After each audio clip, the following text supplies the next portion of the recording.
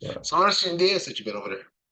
I mean, right now all we did was we flew in because they canceled our flight. So like they canceled our flight from it was from Tampa to Fort Lauderdale. Right. Then we called and we asked if we could drive to Fort Lauderdale and then fly out of there instead. And so it would have been from Fort Lauderdale to Cartagena's.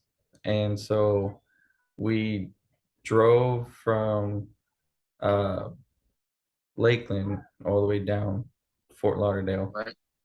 and they canceled our flight there too. So then I just asked the guy, I was like, well, was there any flight going to Bogota? And he said, yeah, and it was the same time that we were supposed to arrive in Cartagena. And so we flew to Bogota and then we flew back to uh, Cartagena, which was, I think it was like $60 one way.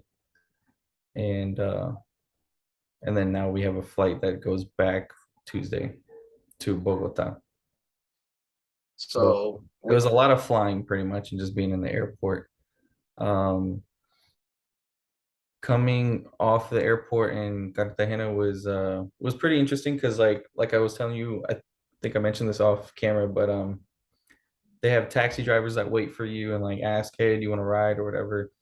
And I mean, it was literally a good 15-20 minutes driving into the city. And this guy was driving like he was playing Grand Theft Auto. I mean, he was like cutting in and out, everything. But I know that's how it is here. So I was just like, he knows what he's doing.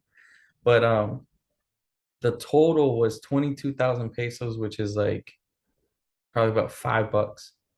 And knowing like 15-20 minute drive in the US would be like, with Uber, $40 or something like that, like good Right. 30, $40. So what did you pass any gas stations? What's the gas prices like? Oh, I haven't even looked. I haven't even looked. I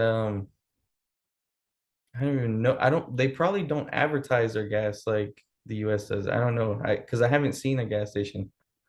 I've been to Actually, like this I've been yeah. to When you go ahead. go ahead. No, I was just gonna say when you out and about or when you see somebody, just be like, hey, how much you got to pay for gas? Of course, it's gonna be in liters, but Yeah, you can do the quick version from there. yeah. I should ask. I should just ask my father-in-law. But Oh, another thing, like they call pharmacies, like in Spanish, they call them like drogueria, which is like drugstore. So like, and they call like pharmaceutical drugs like actual drugs. And it's just funny being in Colombia because they talk about drugs. no. Yeah. So I wonder what cocaine is then over there. Yeah. That's a special sauce or something.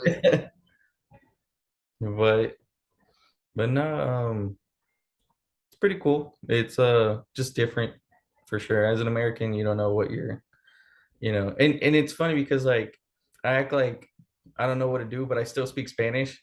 And I'm just like I act like I don't understand them, and I'm like, wait a minute. Like Um, because they'll come up because people here also they're very communicative. Like they'll walk up to you, ask you like if you need some kind of service, or if you look lost, they'll offer you help. You can go to anybody, any job. Like you go to the janitor, a police officer, security, random person, they'll help you out. So it's a lot different. The cultures here is definitely different. very helpful interpersonal people, and they willing to help you. I mean, I've been to some parts in the United States. You say hi to them, and they think you're ready to fight just because you say hi. Yeah. Especially like up north. Especially I'm from Detroit and going to Detroit. And me, I'm just a person. If I see somebody walking, say, "Hey, how you doing?" I use sir and ma'am.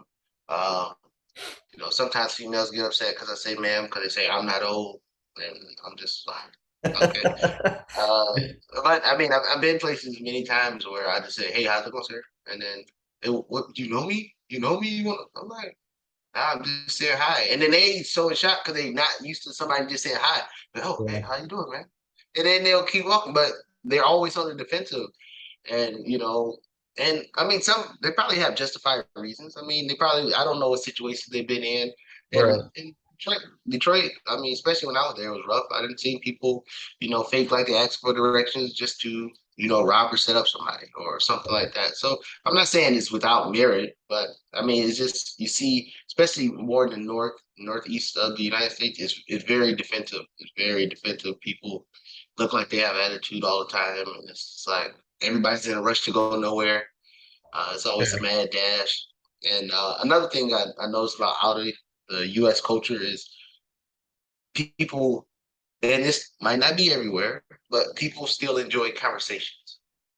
Like you go Yeah. to restaurants here, you go to United restaurants here in the United States, everybody just plugged into their On their cell phones. Yeah. phone. Yeah. But people still have the conversation. You see people actually having interpersonal conversations and not sitting there on their phone vegging out. But I don't know if it's like that over there in Colombia. But No, yeah, it is for sure. There's a couple of different things too, which was kind of like funny to me. Like at the airport, when employees are leaving, if it's like a luggage guy, like helping someone with their luggage, before employees can come back in, they have to get like scanned out. mhm. I guess because of the drug trafficking problem, but like it's just weird to see that coming from the US. You don't see that. Like employees are treated like, oh, you're like got the golden ticket, come in and out all the time. You also see like the opposite sex in the bathroom cleaning.